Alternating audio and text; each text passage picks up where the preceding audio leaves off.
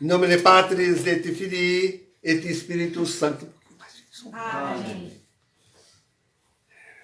Então, caríssimos, estamos no 26º domingo depois de Pentecostes, contando o 26º. Né? Então, o último depois de Pentecostes. Estamos encerrando o ano litúrgico. Essa é a última missa deste ano litúrgico. E é o pato na lagoa, né? Assim nós nos sentimos, o pato na lagoa. Bem... É o último domingo, é o domingo escatológico, é o nosso domingo, por excelência, é o nosso domingo. Então,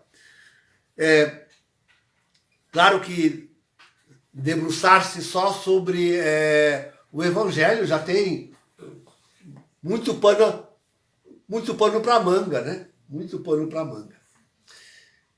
Lembrando que eu tenho no YouTube, no meu canal chamado Comunidade Kyria, do YouTube, eu tenho um curso chamado A Semana de Daniel. Vejam Jesus chamando a atenção para Daniel, hein? Entendam Daniel, disse Jesus, olha assim, ó, entendam Daniel. E nesse curso é justamente o que buscamos compreender um pouco melhor Daniel. Mas é tanta coisa. Começamos com essa como é que se diz no Evangelho? Ai meu Deus, agora eu não lembro o nome da coisa que você no Evangelho. Como é que é? Sim, os horrores da desolação. Começamos com os horrores da desolação. Que coisa, queridos. Parece que os homens se acostumaram tanto com os horrores da desolação que nem se horrorizam e muito menos se desolam. Então, que seriam esses horrores da desolação? Nós podíamos dar duas causas. Né? Uma, ambas são as bestas apocalípticas, né? De Apocalipse capítulo 13, as duas bestas apocalípticas. Então, já conhecemos o nome, o cognome, tudo, né? O apelido, enfim. Né? Jorge Mário Bergoglio, o antipapa Francisco, o falso profeta. Esse já conhecemos bem.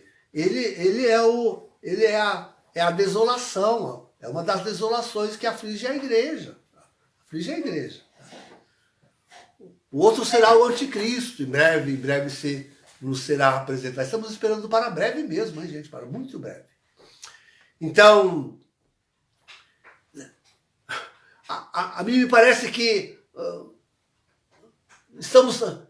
fomos preparados pelas igrejas, as ditas protestantes evangélicas, as protestantes, fomos preparados para isso, porque começou por lá todo esse horror que agora querem, de modernização, né? Esse horror de modernização, entre muitas aspas, que agora querem trazer para dentro da igreja. Então, quem não se horroriza com o anticristo, eu digo sempre assim, quem não se horroriza com o falso profeta, menos se horrorizará, por incrível que pareça. Ele será mais forte nos horrores que fará. Tá? A primeira besta, isto é, o anticristo, fará horrores ainda piores do que a segunda, que já sabemos aí tudo sobre ela, né? Mas quem não se horroriza com esta, não se escandalizará com a outra, hein? Esse é o grande perigo que corre. O pessoal corre esse grande perigo. Só para contar alguma coisa, né? Viram no domingo passado? Domingo passado eles celebraram o Domingo do Pobre, essa coisa que o Francisco inventou. Como se a revelação da salvação eterna fosse dita para os pobres, para sei lá o quê, né? Para alguma classe de gente. Então, sim, aí ele fez lá um jantar, chamou todos os excluídos. E fez vir um ônibus com pessoas trans. 44 pessoas, parece. Colocou aí algumas junto dele na mesa principal. Então, esse é o trabalho da contra-igreja, queridos. Esse é o trabalho. Orgulham-se disso, ou ufanam-se, acham que estão cumprindo o evangelho, sentando-se com trans, com pobres, que seja de que tipo for, com excluídos, sejam de que tipo for, e ceando com eles. Não a ceia celeste. Não a ceia celeste. Isto é, aquela feita depois do arrependimento, da confissão dos pecados, depois do batismo. Não esta. Não esta. Mas qualquer uma. Que sacia a fome deste mundo. A fome do estômago. Essa é a hipocrisia. Esta é confirmando o homem no seu pecado. Isso é confirmar o homem no seu pecado. É dizer que o pecado não existe mais. Pode viver à vontade aí nos seus vícios, nas suas doenças, nos seus prazeres, que não é mais pecado. É isso que se diz. Mas são tantos os horrores que essas abominações já estão causando na igreja e no mundo. E é isso que me admiro. Os homens parece que estão em letargia, não percebem, não sentem, não se horrorizam, não se escandalizam, não conseguem entender Daniel. Não conseguem entender que isso aí está dito em Daniel. Não conseguem entender. Digo sempre, queridos, se querem saber se nós estamos neste domingo ou não, isto é, se é o tempo do grande castigo ou não, basta ver aquilo que aflige a igreja desde 2013. Isto é, basta ver o que Francisco faz na contra-igreja. Quem não entende que ele está em destruição do papado e da igreja em toda inteira, está anestesiado, sei lá por que, modernismo. Sei lá por que modernismo, ideologia, vício, sei lá o quê. Então, esse é o maior sinal que nós, no momento presente, esse é o maior sinal que nós temos de que estamos realmente no fim dos tempos, no fim do mundo. Esse é o maior sinal. A presença da segunda besta. Da segunda besta. Então, mas pronto, queridos, pronto. Era preciso a gente convencer-se, perceber isto e entender que nós estamos de fato no fim dos tempos. E daí então, nosso entendimento e as nossas atitudes, a nossa ação pode ser condizente com isto. Aí pode ser condizente. Sim, eu penso que com a aparição do anticristo, que é violento, que será, os horrores serão ainda maiores, talvez algum se acorde, se dê conta que já estamos nesses horrores da desolação. Esperar para ver, mas não esperar muito. Veremos, com certeza veremos. Então, esse é um ponto que penso que nós devemos ter bem claro. É o maior sinal do fim dos tempos que nós vivemos. Já está aí. Já vai para o 12º aniversário, né? Já vai para o 11º. Já vai para... Já passa de 10 anos, hein? Já passa de 10 anos. 2013, 23, vai 11º, vai, né? Então, 11º. Quem não acordou nesse 11 anos, gente, quem não se deu por conta em 11 anos, vai se dar por conta em quê? Quando? Como? Quando? Então, os horrores da desolação. Outra palavra que nós podíamos extrair da riqueza do Evangelho é esse anúncio da chegada do Cristo. Ele aqui, ele acolá, ele no deserto, ele... Então, queridos, o retorno de Jesus é algo patente. Bem, primeiro, quando ele chegar mesmo pessoalmente, mas então é Deus. Deus se dá por evidência, não se prova a Deus. Deus se dá por evidência, por visão beatífica. Ninguém vai dizer para ninguém, aquilo ali é Deus. Não. A gente está na presença de Deus e sabe que Deus é Deus. Só Deus é Deus e ponto, acabou. Deus se dá por evidência.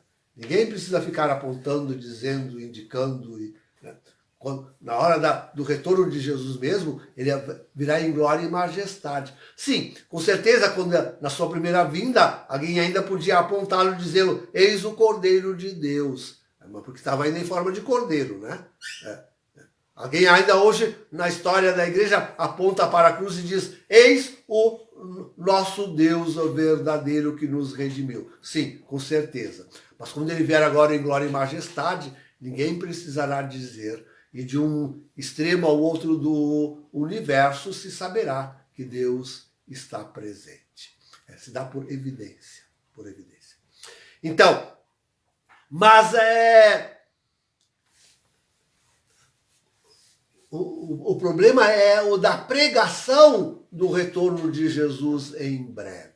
Esse é o grande problema, da pregação de Jesus em breve.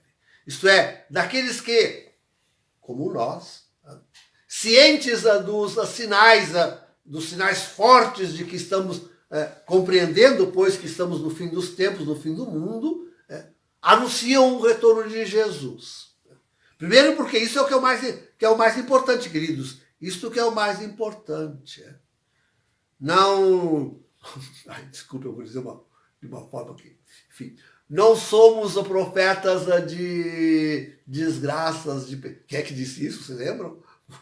Foi João 23, quando anunciava um dos grandes pesadelos para a igreja. Ele dizia assim, também estou imitando João 23. Mas nós não somos profetas de desgraças, né? A nossa profecia é da maior ventura, da maior alegria que jamais cobriu a face da terra, o retorno de Jesus. Sim, com certeza. Mas nem por isso deixamos de alertar os homens os sinais que precedem. Aí é que está a coisa. Né? Nem por isso nós não deixamos de alertar os homens que as sociedades, as nações, as religiões, o cosmos todo inteiro está em grande revolução. Né? E que isto é um sinal da proximidade de Deus dar-se em plenitude no seu retorno. Então, agora sim, é que os homens, os profetas, acabam se colidindo, se contradizendo e se enganando. Primeiro, é preciso acreditar na pregação da igreja. É preciso acreditar que a igreja sempre pregou o retorno de Jesus. Sempre. Depois, é preciso entender o seu magistério. Por exemplo, que a igreja proíbe a pregação milenarista. O pessoal se engana redondamente quando quer interpretar Apocalipse 20, querendo colocar à nossa frente o milênio que já passou. O milênio que, como eu explico muito bem, se dá entre a conversão de Clovis, o Franco, até a criação do Estado moderno dos Estados Unidos da América do Norte e a Revolução Francesa. Este é o milênio. Está às nossas costas, não à nossa frente. Já passou. e é doutrina condenada pela igreja, a pregação do milenarismo. E infelizmente temos muita gente pregando o milenarismo aí. Tá? Temos muita gente pregando o milenarismo. Cuidado, atenção, hein? Estão em franca colisão com o magistério da igreja. Depois, queridos, sim, a profusão de profetas, sejam eles canonizados ou não pela igreja, de aparições, de visões, sejam elas reconhecidas ou não pela igreja, e toda a multidão de mensagens que nos cercam e que nos iluminam e que fazemos bem de ouvir, mas não pospondo a palavra de Deus. Ouviram o que Jesus disse no fim do evangelho de hoje? As minhas palavras não passarão. O grande profeta sempre é Jesus. O grande profeta sempre são as escrituras.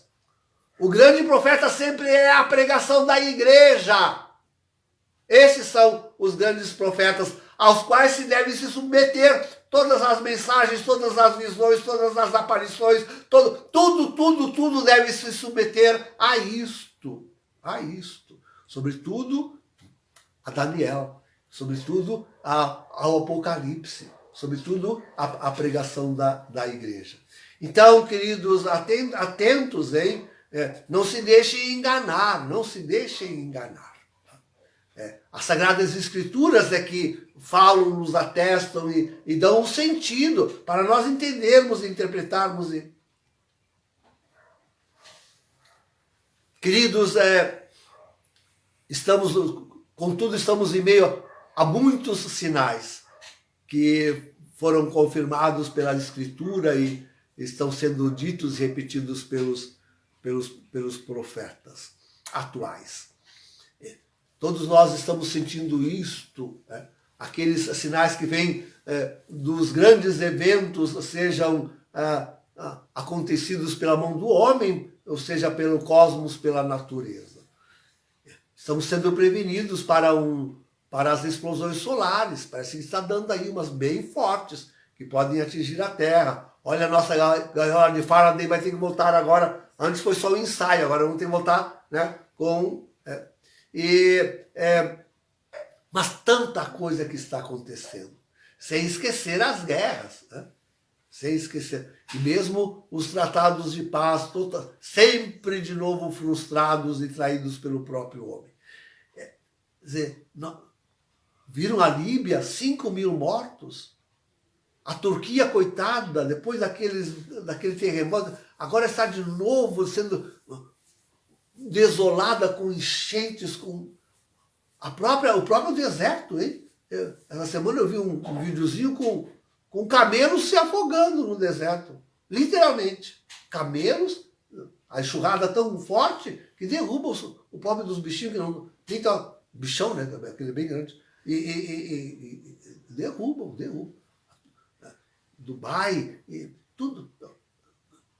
Os terremotos, até aqui no Brasil, hein? Agora foi só uma lambida que uma pequena tsunami deu aí no Nordeste. Daqui a pouquinho a coisa vem com toda a violência. Virá. Então, os sinais em todo o cosmos estão sendo dados sinais. É preciso prestar atenção a isso tudo. Preciso prevenir-se de tudo isso. O conselho de Jesus é ir a refúgio. Viram?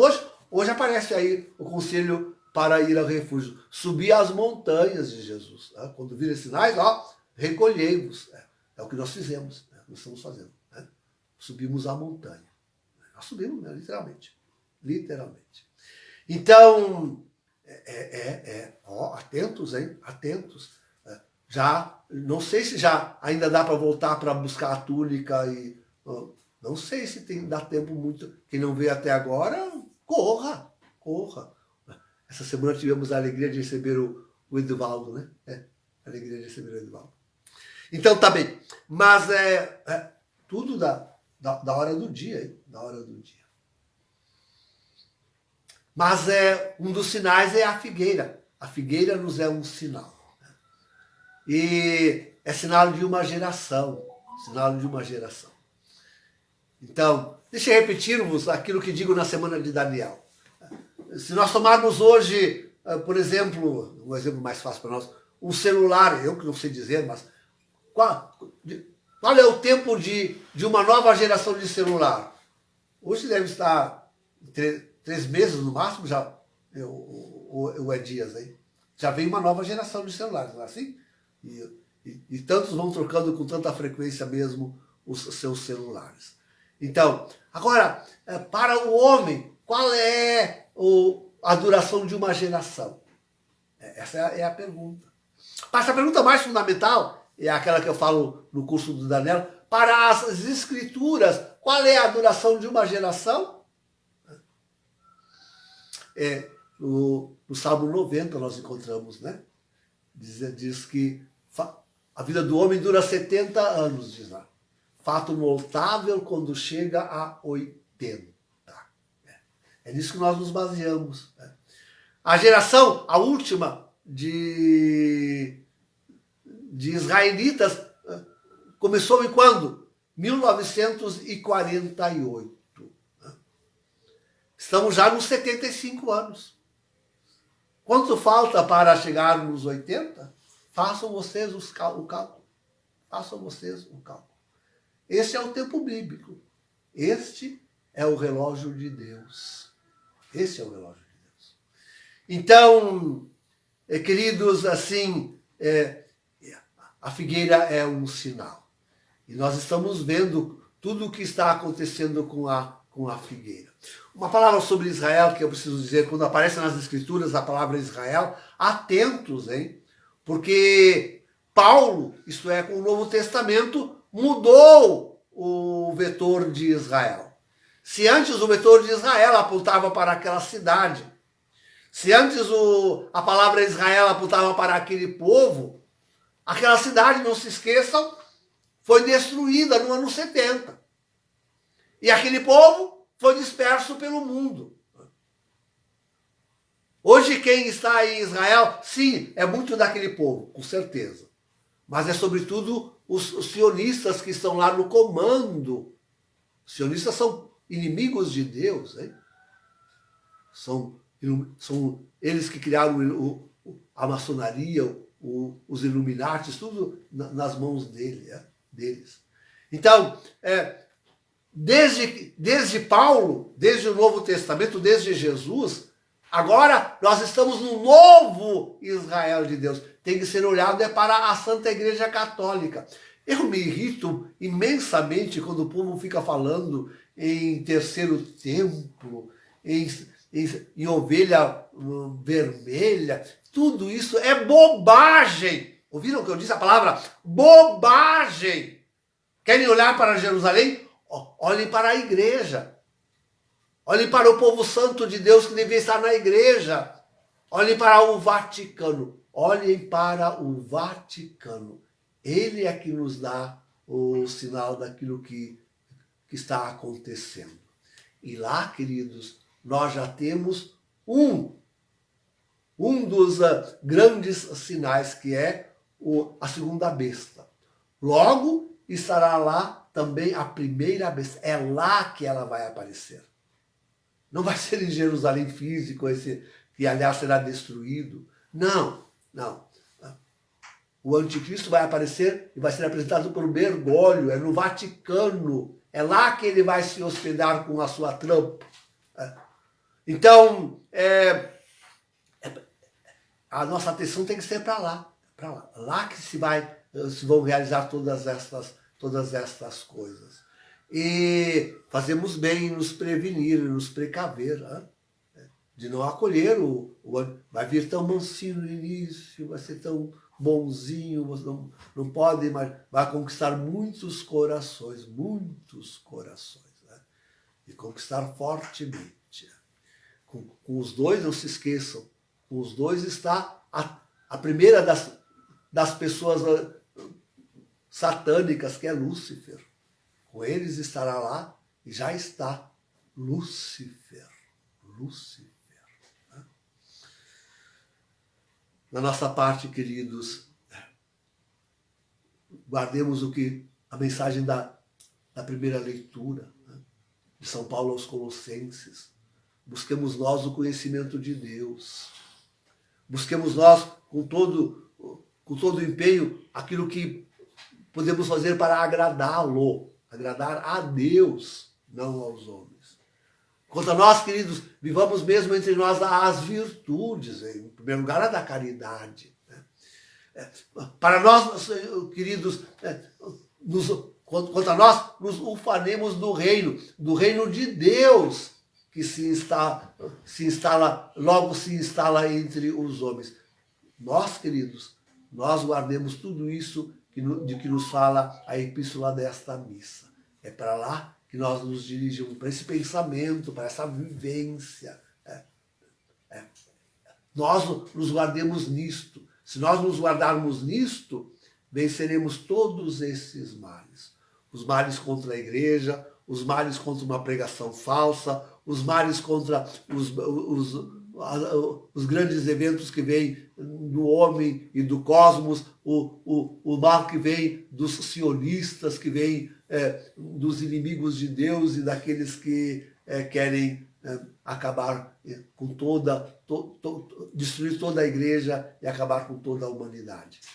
Sim, seremos prevenidos de tudo isso, se guardarmos os conselhos apostólicos que hoje ouvimos na primeira leitura também.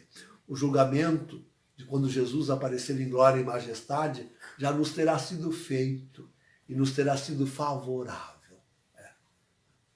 Não ouviremos uma palavra de repreensão, mas o louvor daquele que nos redimiu e que nos salvou. É isso que nós ouviremos. Ele será a nossa grande recompensa. Em nome do Pai, do Filho e do Espírito Santo. Amém.